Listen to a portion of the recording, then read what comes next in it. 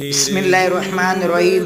قتیبہ بن سعید اور احمد بن عبیدہ ذیبی نے کہا، ہمیں عبدالعزیز دراوردی نے زید بن اسلم سے حدیث بیان کی۔ انہوں نے حضرت عثمان رضی اللہ تعالی عنہ کے آزاد کردہ غلام حمران سے روایت کی۔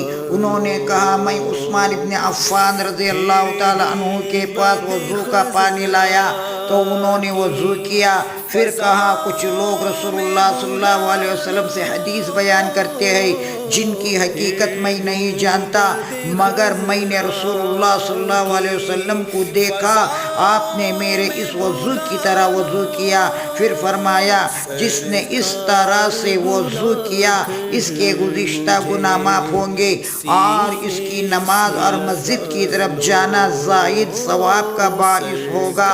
ابن عبیدہ کی روایت میں ہے، میں عثمان رضی اللہ تعالی عنہ کے